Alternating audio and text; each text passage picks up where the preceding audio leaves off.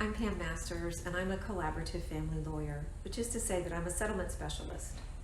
I guide couples and families on the difficult journey of divorce without court involvement. I do this to protect children, preserve financial assets, and foster healthy co-parenting relationships. This video is going to be about decision making, how to make good decisions. I talk to my clients a lot about the importance of making good decisions. The decisions to be made in a divorce or custody case are important ones that can affect everyone for a very long time, and therefore ones that should be made well. Good thinking makes the future easier, while poor thinking makes it harder. Good thinking means better decisions. Better decisions allow for more free time, less stress, and more opportunity. Poor thinking, on the other hand, leads to decisions that consume time, reduce options, increase stress. They can drag out a divorce process and actually lead to future litigation. So what does it take to make good decisions? Well, first, to make good decisions, you must have accurate and complete information. That's something that your divorce lawyer or coach can help you figure out. Have you gotten complete information? What is complete information?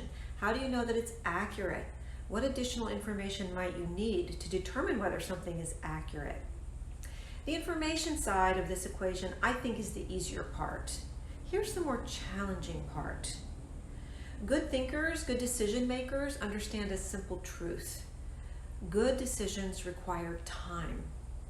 If you want to think better and make better decisions, schedule time to think and hone your understanding of the problem.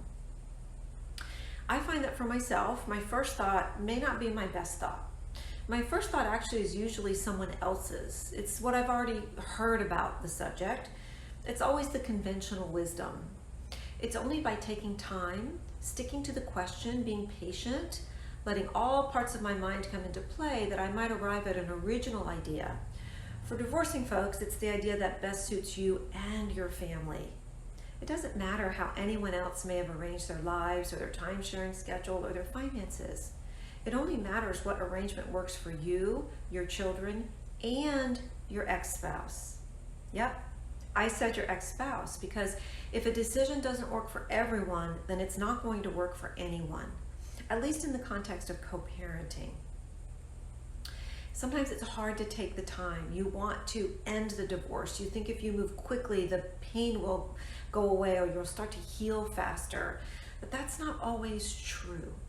You have to take time to think about the problem, to make mistakes and recognize them, to make false starts and correct them, to outlast your impulses, your first impulses about something, to defeat your desire to declare the job done and move on to the next thing. One last thing that applies particularly to decisions around kids and divorce. Good decision making requires good listening. Your skill in decision making is directly proportional to your quality of information acquisition. So how good at you are acquiring information. I was mediating a case recently, and every time I came back into one of the rooms and started to speak, the husband interrupted me. He told me why I was wrong, why what I was saying wasn't true, why he was correct. Knowing that I would get nowhere with this if this continued, I explained to him that one of the advantages of mediation was the ability to hear what the other party was going to want the judge to hear if they were unable to resolve their matter that day. And because he was all about litigation and being right, and the judge was going to hear his side, I explained to him that he was not going to have the opportunity to get a glimpse into what his wife's case was going to be about in front of the judge if he insisted on disputing everything I said, because he knew everything. There was no point in telling anything to him from me. And I think he got it, because he got pretty quiet after that. He became a better listener, and they ultimately got their case resolved. Listening is so hard when you are in conflict. You don't want to listen. You want to just state what you think is right, or what your position is, or what you want to have happen. You don't really, in your heart of hearts, sometimes want to understand what the other party wants, but we have to overcome that if we're going to make good decisions. So let's not rush it. Getting the divorce over with faster doesn't mean you're going to have a better result. In fact, you may have a worse result, and you certainly won't have a better process. As always, I'd love to talk to any of you about any of this. You can reach me at 386-271-8044. My email, pam@masterscdc.com.